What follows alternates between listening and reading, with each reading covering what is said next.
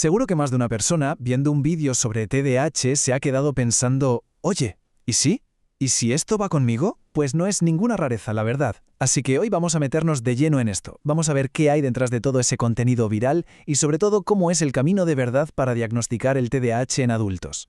Es que es muy probable que el viaje para mucha gente empiece justo así, ¿verdad? Con un vídeo que de repente planta una semilla de duda. Y es normal, porque con la cantidad de contenido que hay ahora mismo sobre el TDAH en Internet, es súper fácil sentirse identificado. Y ojo, que es un punto de partida perfectamente válido, pero es solo eso, el principio. Pero claro, aquí viene el problema. Fijaos en este dato, que sale de un estudio sobre el contenido de TDAH en TikTok, y es bastante heavy. Más de la mitad, un 52%, de los vídeos son directamente engañosos, y solo un 21% se considera útil de verdad. Esto nos deja claro que estamos ante un problema de desinformación bastante gordo. ¿Y el riesgo de todo esto cuál es? Pues la confusión, básicamente. Porque, a ver, síntomas como no poder concentrarse o sentirse inquieto, sí, se asocian mucho al TDAH. Pero cuidado, porque también pueden ser señales de ansiedad o de depresión, y si uno los atribuye mal, lo que pasa es que se tarda más en recibir la ayuda que de verdad se necesita para el problema real. Vale, entonces, si los vídeos virales no son la respuesta, ¿cuál es la alternativa? Pues el camino profesional. Hay todo un método súper estructurado y riguroso que está diseñado justo para esto, para dar un diagnóstico que sea preciso. Y la herramienta clave de este proceso es una cosa que se llama la DIVA-5. Y no, que nadie se confunda, esto no es un test de esos que se rellenan en Internet, para nada. Es una entrevista diagnóstica muy estructurada que usan los profesionales. Y todo lo que preguntas se basa en los criterios del DSM-5, que es, digamos, la Biblia de la psiquiatría. O sea que es algo serio y riguroso. Hay un concepto que es fundamental entender y que la DIVA-5 ayuda a dejar clarísimo. El TDAH es un trastorno del neurodesarrollo. ¿Y esto qué quiere decir? Pues en pocas palabras que sus raíces están en la infancia y que te acompaña toda la vida. No es algo que aparece de repente, de la nada, cuando ya eres adulto. Y claro, como es algo que abarca toda la vida, pues es lógico que un requisito fundamental para el diagnóstico sea, precisamente, echar la vista atrás. Es que es imprescindible ver cómo eran esos síntomas en la infancia. De hecho, el manual diagnóstico que se usa ahora, el DSM-5, lo que dice es que varios de los síntomas tienen que haber aparecido antes de los 12 años. Antes el criterio era incluso más estricto, pedían que fuera antes de los 7. Pero bueno, la idea de fondo es la misma. Los síntomas vienen de lejos, de la infancia, y tienen que seguir ahí en la vida adulta. Por eso, el diagnóstico no se queda en el presente.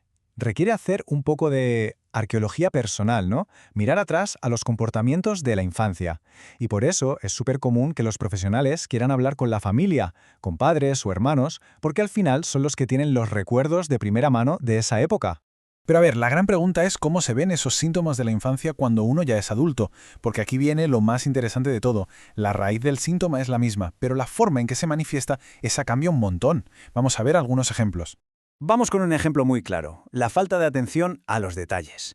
De pequeño, esto igual era, cometer errores tontos en los deberes, o no leer bien las preguntas de un examen. Pero de adulto, ese mismo problema se transforma.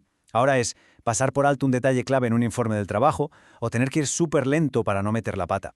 La raíz es idéntica, pero cómo se expresa es otra historia. En general, los profesionales organizan todos estos síntomas en 3 grandes grupos. Son como los 3 pilares del TDAH. Por un lado, la falta de atención, por otro, la hiperactividad y finalmente la impulsividad. Y aquí va un dato curioso sobre el diagnóstico, que no todo el mundo conoce.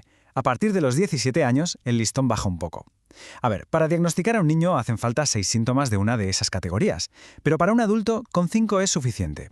Es una forma de reconocer que el trastorno cambia y se adapta con los años. Pero ojo, que esto no es tan fácil como ir marcando casillas en una lista. Para nada. El diagnóstico va mucho más allá, porque los profesionales tienen que mirar el cuadro completo, un cuadro que muchas veces es súper complejo y tiene otras cosas que se pueden estar solapando. Y para que nos hagamos una idea de esa complejidad, fijaos en este número, 75%. Hasta un 75% de los adultos con TDAH tienen también al menos otra condición de salud mental.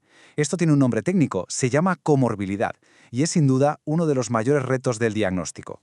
¿Y de qué estamos hablando? Pues de cosas como trastornos de ansiedad, depresión, trastorno bipolar, problemas con el abuso de sustancias o incluso trastornos de la personalidad. El trabajo del clínico aquí es como ser un detective. Tiene que desenredar toda esa madeja de síntomas para saber qué es de qué. Como dice esta cita del CEMIC, que lo resume a la perfección, los signos y síntomas en adultos son subjetivos y sutiles, sin una prueba biomédica que pueda confirmar el diagnóstico. Y esto es clave. Significa que no hay un análisis de sangre o un escáner que te diga positivo en TDAH. Todo depende de una historia clínica súper detallada, de ese viaje al pasado que decíamos antes. Bueno, y una vez que se tiene esa claridad, que por fin hay un diagnóstico profesional sobre la mesa, ¿qué pasa después? Pues que se abre todo un camino para aprender a manejar la condición de forma efectiva.